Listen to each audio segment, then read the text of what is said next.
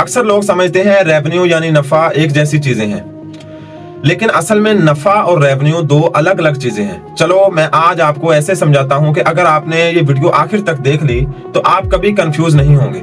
Revenue क्या होता है? सादा तरीन अल्फाज में रेवेन्यू का मतलब होता है आपकी कुल कमाई।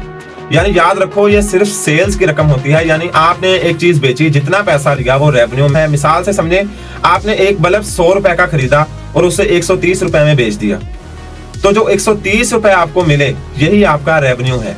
लेकिन याद रखें, रेवेन्यू में से भी अभी आपने कोई खर्च नहीं निकाला, यानी बिजली का बिल, दुकान का किराया, माल की कीमत, ये सब खर्चे बाद में माइनस होंगे। प्रॉफिट और रेवेन्यू में फर्क होता है। रेवेन्यू जितने का बेचा, प्रॉफिट रेवेन्यू में से खर्चे निकालने के बाद जो बचा। यानी 130 रुपए रेवेन्यू है, 100 रुपए खर्च था, तो आपका प्रॉफिट 30 रुपए हो। रेवेन्यू दो तरह का होता है।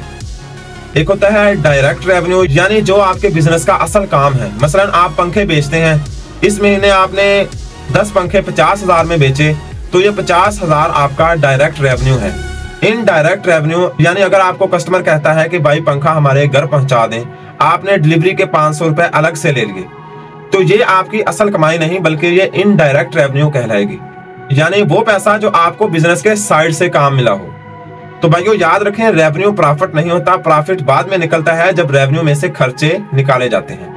अगर आपको रेवेन्यू, प्रॉफिट और बिजनेस के पैसे की समझ आ जाए तो आप धोखा भी नहीं खाएंगे और अपने कारोबार को बेहतर तरीके से चला सकेंगे। अगर आपको ये वीडियो पसंद आई हो, कुछ नया सीखा हो, तो लाइक करें, फॉलो करें, सब्सक्राइब करें और शेयर जरूर करें।